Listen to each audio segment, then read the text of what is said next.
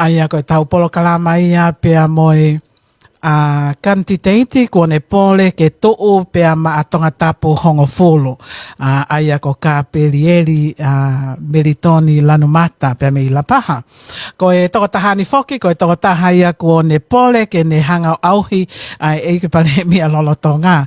Pea koe ka peri oku lelei pe ko se hifo ki ho o ko kai ke on mai ho microphone ka ko ho pe ko ke off pe mi ho camera ka pa lava ke on mai ho camera pe on mai pe ho microphone fra off au pit malo au pit ko ka pa ke fanongo mai ka peli ko microphone o kai ke on he time ni ka ke click ho microphone. Kake lolotonga hana so te ati ko ia ka peri ene microphone o ko loto ke o ato a ki pui tu a ko ia o ka peri. Ko hingoa ka kato ko ia ka peri o ka peri ko ka perieri militoni lanu mata pe me la paha. Topo hake pe me api ko upolu pe me haongo mato a ko kasilita fonofehi o la paha pe amo supeleo leone lanu mata o la paha ipe. Na whakakakala aki ai toko tahani e perenisi kala niuwalu lo ti fotofili ai hingoa koe whalewha pea mei he kauhala uta koe tongo talu pea mei he uanoa tahawa. Nā kuako hake pe i he GPS a lapaha pea mei ai ki he kolisi tonga. Fofua kau he kau paionia koe he Form 7 ai kolisi he tau taha hiva. Nā kuhoko foki koe matapule he kolisi he tau taha hiva valu pea mo he tau taha hiva. Mei ai na e mauai e skolasipi me he apiako ki he apiako MIT i Nuusila, mauai hok whakailonga i he business management.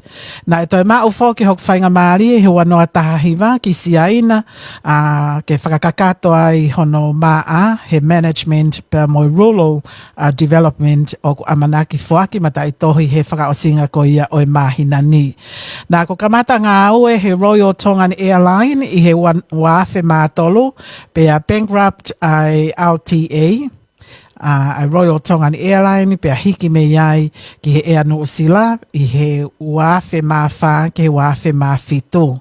I he wafe mawalo na ko ngā ue koe accountant pe koe tauhitohi i he Pacific Management Consultant me he wanoa wafe mahiwa ke wafe hongo fulu na ane hoko atu ai ki he station manager o e kautahi Amerika ko e DGX Tonga Limited. Me he wafe taha ke wafe taha wha na lahi ai whewhalau aki i he waha ako Australia pe mo Nuusila. Me wafe ma taha nima ke wafe taha hiva na ne hoko ai ko e personal assistant ki he eike pare mia lolotonga ki mua he ko whalau atu ki siaina ki hoko maa. O ko lolotonga hoko ko e sea o e ko sirio ai siasi katolika palokia. Siasi katolika o e palokia o la paha. E tau aki eni e ono. Internal auditor pe ko e o tita whakaloto whale pe a moe sea o e Heritage Committee o la paha Town Council talo pe a mehe wafe hongo fulu. Ko e sea lolotonga o e PTA koia o e apiako loto GMS a e pure anga i la paha. Ko e tauhi pa anga foki a kalapu wha o ne lua a la paha talo pe a mehe wafe mawhitu. Ko e ki pui tu a peni o e Kapelieri Melitoni lanu mata. Kapelieri malo e tamao a e fiafini. Kapeli o mautari atu. Kake koe pui tu ai au kapeli ne o atare nai lolotonga koe ni o ko kei sorti out a ene microphone ai o ko te kei ke ho mai a kapeli ke kau mai i he polo kalamani o ko lolotonga i loto pe ka ko off ene microphone. Malo. Ka pau te ke ki hanga kapeli o le e ke uhi o ko sideways a ho o camera he taimini ka pau te ke hake ke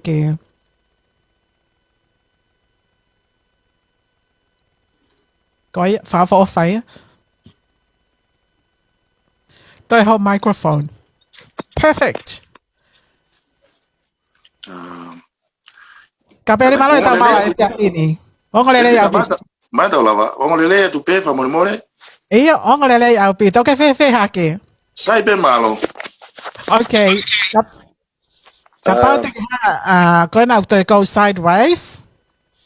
Okay. Kata ki pe ki palpare mai ku microphone o pep toku pa ko fenga pe ki fratala no pe ku telefoni. O hau pe ku ongolele ya tu pe. Ia ongolele kapau te kai pe ke tu ma ke o shaky a ho telefoni. Ia sai. Sai fa ya?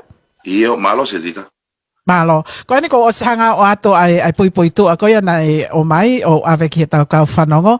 Ka ko wha malo ate whainga maari e ko ni ko ke tuko ange mai polo kalamani ke tau pōtala no ai ke whiri ko ia ko ke ko tahai whiri ko ke hanga o whakahoko ke auhi ai eki pare mia malolo i he tonga tapongo wholo.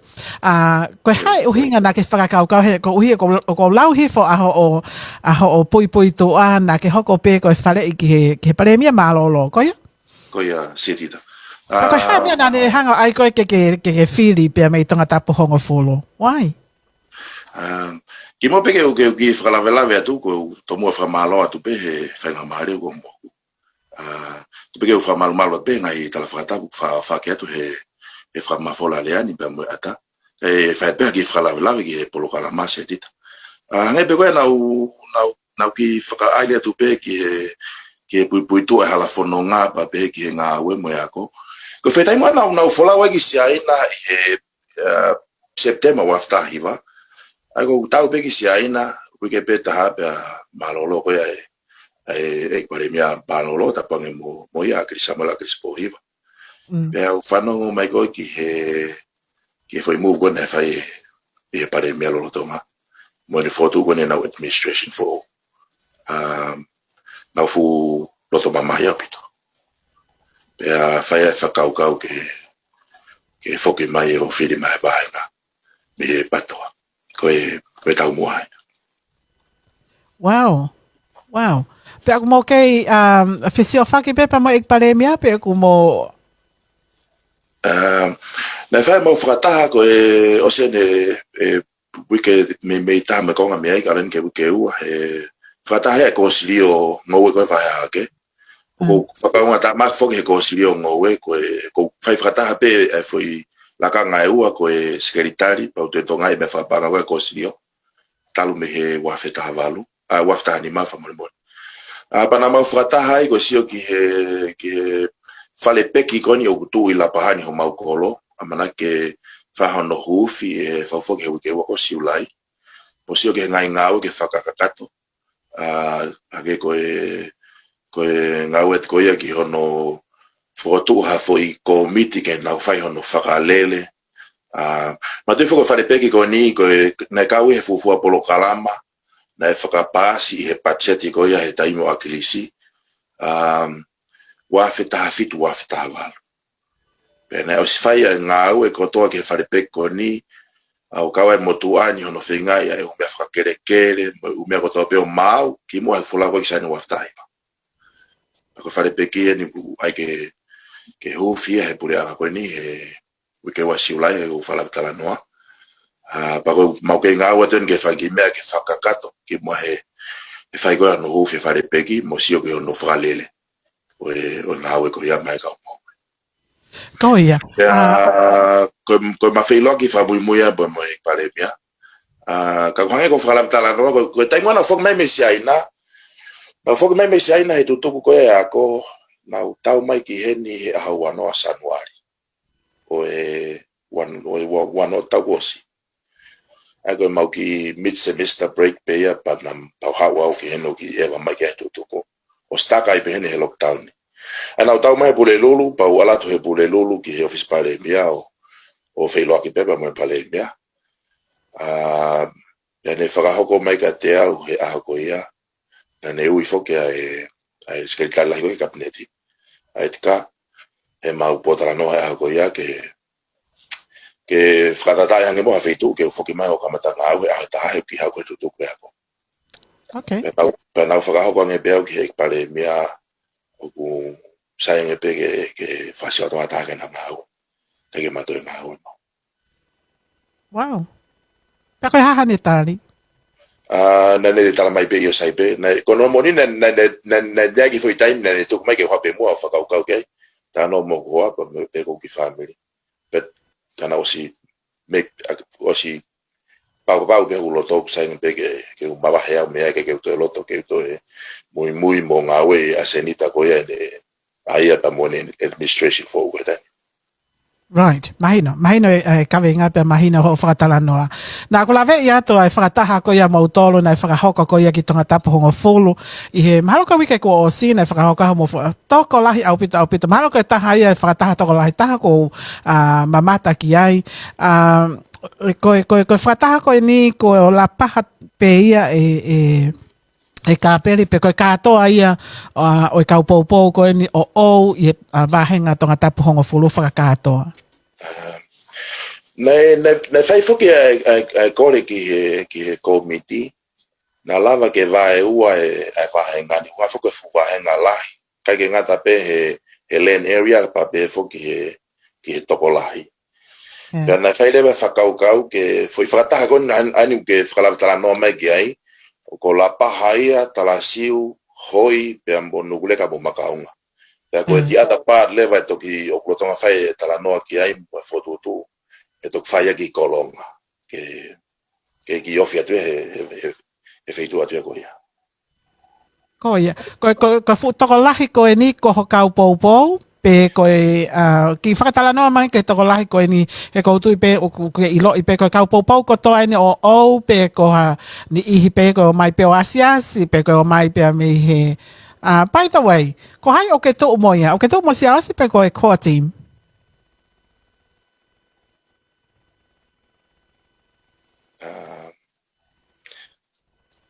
oku hai o ki motu mai o ke whanau mai pe Ia?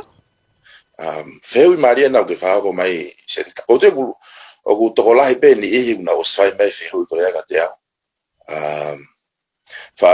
fa lele atu he mamakawa ta fita pe ke o ngokolo ka unga piki tala siu mohoi na o mai feu i tatau ka te au ka tu pe ke tala no atu pe i he loto tau ataina mo e mea ko ke o whakau kau tunga ko ke tau patoa ta ni misetita ko au nau tui au pito au ke foi ngā unu kona whai siasi pe se te au e tui ke a ke foi mea koe ni ko temo kalati fo ke mo me ko tau tui ke ko temo kalati of the people by the people for the people pe a toke ka kai ke nau whakalele ko kusio ko ke foi komiti kon foto e sasko tai ni o ala ni mo whakau kau mo me ko ko konsenis ko kau fo lo tonga ko tai ni o ta o silo pe ko to pe ku ya na interest na auto ko fo nga fale ale ka pau o tau kave ai ataki tu a be mo tali ui oku are we doing it right he taulele koni he taulele mai ko ati mi pega ke te au mo ku tali tawataina I don't think so ka ku anga e whakau kau sayang e ke tuku mai ke kakai ke nau whakalele ai poate tu ata pe kau candidate me kau fafofonga fare ale lo tonga e kwa na interest na to henga ka pa de na kau ma be to ke ngai fata esa ko member but e tau pepe hange ko tau sio mai dai nimi ki he fili ko ne tau foi tini na si he aki me pe fo ke se mi se e tau ko si pe tau fainga mai ne foi tau eta na fa frata ki san de lu he tau ko si na o ke ai ko ka ta malo lo tonga te na tu mau pe fili mai pe ka ta ma ko ku na ma va henga ko ya ke te au sai pe ka te au e whakau whapale e kau tamagoe ko nau tu whakamagatu but at the same time o ku whakatemo kalati nai peka ka ko hange ko whanau noa te peku e ku whatala noa o ko tui au pito ke he whai ngā unu koni whai siausi. Nea ngō ku te siatu he taimeni hange o ku pawe taimi bea panaki. Ka kia te au mo mea kou hau ko loto mo konseni si. O kia ha mea koe taimi hala he taimi mo whaunga o kou tau pehe kou whakaotua. Mako ki tani no noa peka toki whakalahi ata muyanga hata taki popotala noa pese. Ko ia. Aia aku ke mahina anu ke tu ufataha pe mo sia tonu fea ia tu sai? E lava peke upe he hange ko whalava tala noa kan nai kia te au mo mahina ko mau hoku wahenga. O kia ni ihi unau pehe o ku tonu whainga unu ko whae siausi. Ia ni ihi unau pehe o ku fuwave. O ku nau te rather stick ke koa team. O ko whaame a uia ke lava peke pehe hono whakalea. Ke tau foku bea tau tolo patoa original. O ku fuulahi too much hatred mo e whakawāwaha he tau patoa mo ngahe me ala mea pehe. Ko whi mea mahawinga ko whi poin ko whi maua ki wadu setika. Ko whi whiri whainga taa lahi au pitoen tau ngana ke atka ki November. Pea ku whi maui ke tau whonua tato whi whiri koni. Pea ka whai ange koe ke tau whonua. We never know ko vai he ha tau to whenga ke tau whonua e tau patoa. So sometimes we have to play smart. E lava peke ke pehe he kakai ni hono whalea. Ku whanga whatapu ka ngak pele whai ngofua. O ku hange ko tu whakamanga. But ke te au mo ko tui. O ku mahu inga e kau votas ko nau tau te nau whai whiri. Peko hae mea ko koe te whi mahino ake ai mo kakai o wahenga. Ko tui ko mea e te whai. O koe pele leia koa team, koe pele leia ta whakon ko koe a siausi. Hange koe lau koe a Mata Teresa.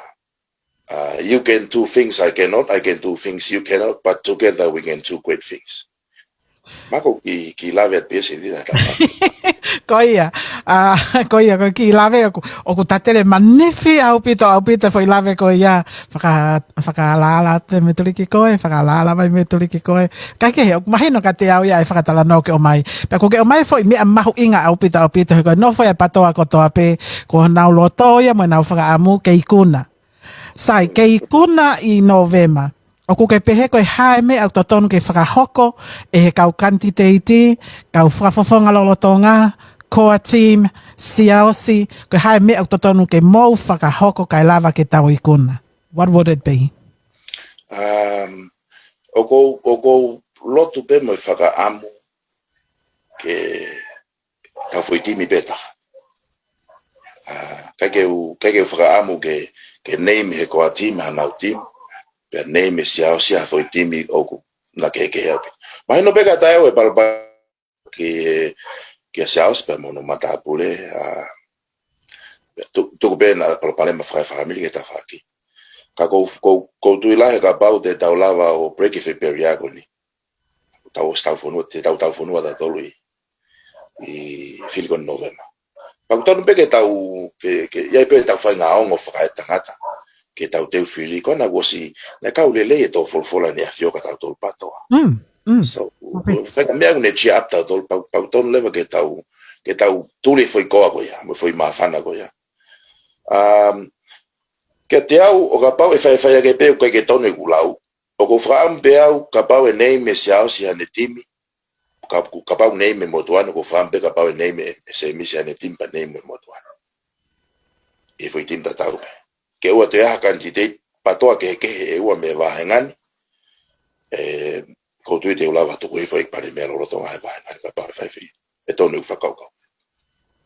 Mone au pitoia. Toton pe whokia ke taha pe patoa I ngai wahenga. Ka lava ke tau ikuna. I kai ko ia e ka peli. Ko ia se tita. Ko haha o whekau ke alo moia ke ho wahenga? ko tui ko me e ku ho ke la he tau ka ngata be social media pa pe ke tau mai fata ko patoa ai amata ki loa na e fata ki mai sa mala crispo he tau le fa mo full ki mua pa ne to tau ka kune tuku mai na nau ta mai fi mo to ka kava tau kai mo ine fi si na wa ka ka ko me ala ku ha ke tai ni hange o to fi hange ko tau faka ka u nga me ku ha ke tala no ko ke visone ko ha visone ko ka ta mo na mo ke visone ko ta mo ko ha ia ko ta mo ko na u tu fa no tolo na tolu ya ko ta mo ko ha ia ko ha vai visone ka pau te ke ta ko se ti ta ko ha vai visone o kula ya ngai me aku o mai o tala mai ko visone ko atakitu ko taliui ko pure a lao ke te au ko ngai principle pe ya ko ngai me ngau tau hanga o fra au ngai ke ngau i ha me au te visone ke hoko ke te au ko visone na tu ke tangata eiki o tau silo o tau pe waspe tau manifestoa ke temo kalati kakatoa ya ko toi o faka amu e lava pe ke tau to feinga ka pau te tau puleanga ke tau ngawe foi visone go ya ke faka Moni au pito ia. Pea moni ho lave paku pau ke a o visone ki he peito ko ia o ka voters. Ka lava ke maho inga mari e visone i kai ko ia. Kono uhinga ene ku osi mahino pe ai ngai principles ko o pule lelei.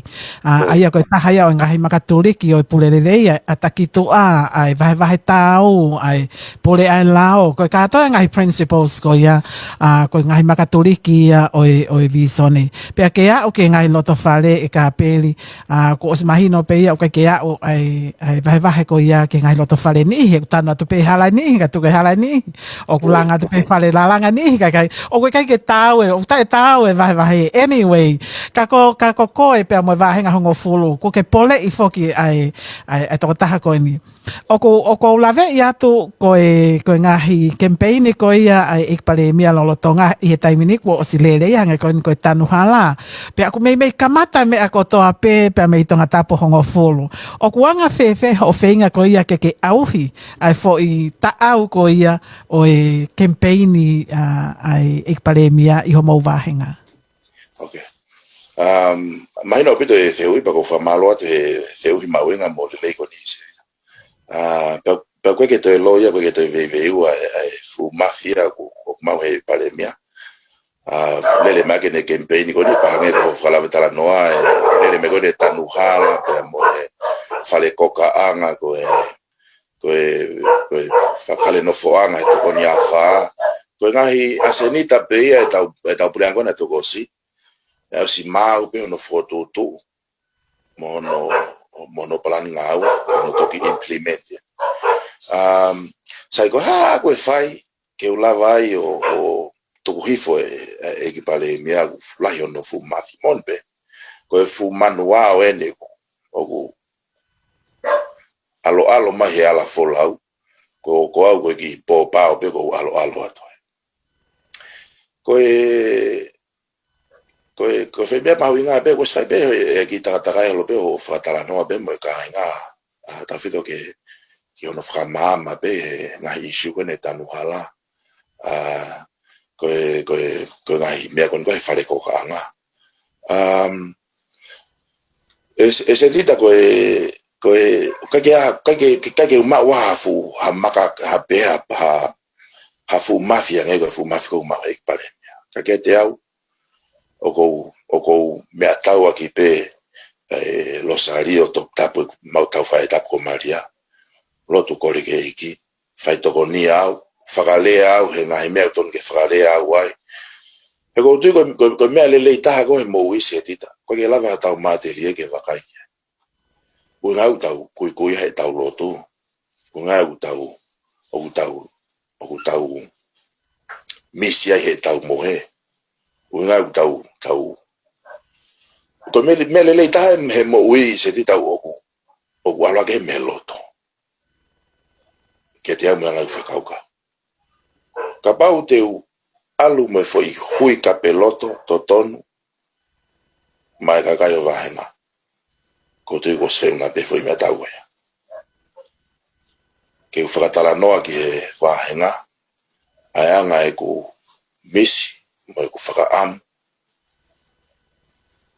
ke ngata pe ka kai vahenga pa pe fo ke fonua whakaluk fua se dita ko mau vahenga ni o ka osilo ko to pe ku o ko fa whakalea ko ni ta ku fa whanono ko e patoa e whataha me ko ki ko vanga to tapu ngo fulu ko fere o ko ya to tapu ni kato o to osilo ko to pe fulen area ko a vahenga ko ku pepa fra o ko ya he university ke o ma ko ko fe ko mia ki ko whakalea ko fe pepani ko fe to piki ko challenges to production mo export sustainability for smallholder farmers in Tonga. Ako foi case study ai ko sio ngau ko ne vai ke ko whakaunga ke. O ko tau maka koloa ku ape. Ko tahe pe mouta. Tau ton ke tau tokanga au pito ke tau maka koloa ku. Te mini tau fu tokanga tau tolu ki industrial revolution ka te ke tau fu advance tonga nia ki ai. To go tui au pito ke whakaivia kau ngoe pe kau tō tai, especially o mau wahenga. Mahalo ki pe kwa pe sete ngo fule ki kakai ko o kuna ama pe pompongi o alu ki kolomua ko ngau ko toko la ko mawanga mo we ko utape mo tai pe ko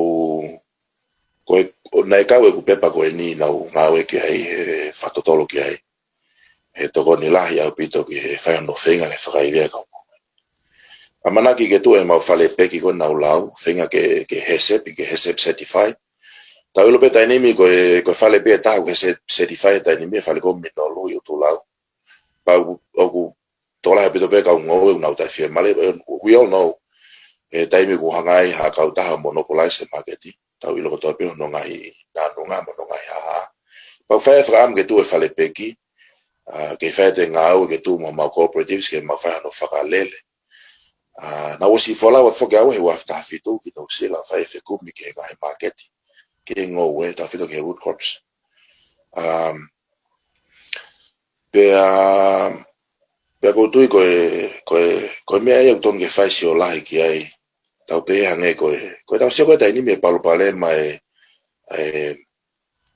ai fanga moa fa he ki pe fa le ale fanga moa fa to pe fanga moa ka no ko tu ko palo pale ma ko no fa fanga fa e froto tu me palani te tau lava ta tolo pe he o to e ko ane pe tau o mai ko ane to ku mai ki he algo mo ta kai fa fanga mo mang ko ngai foto tu ai ko silio mo ka ngo we ke way forward ke ngai me te ne lava fra ivia na auto ke to kon ke na ngau ta feto ke me fra palau ko faito fai fa kau ke mau hu pal mai matole ai fa fanga pa pe ke faito e o ati ha to tongi fra tu ya pito mo mama ke mau to e hili ha tu po ko lo pe ke to ngai fra mole whatever we can do ke put some more he katogoya e to tango we ma me ya ma we kata Koia. ta se dita Koia. Mali au pita ai whakalanga tala noa pia mo i whakakau e kāpeli koe ha ai atmosphere ko ia pe koe loto e kakai i ho wāhenga i ngai mea koe ni nganga ehu koe ni o e whakapolitikari ho tau whanua i he oku nau loto mamahi ai ki he paremia pe oku saibe ka teki nau tolo pe oku impact ai ngai to onga koe ni o kaunga lereia ki a te koe koe hae ai tōku ngā koe mo iai he taimini. Malo se dita.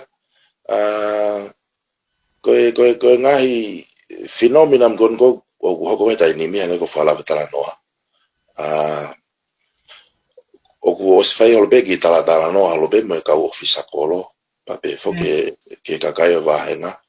Kai ngata pe mamakawaka kuma whawhetau lake to e ngai workshop.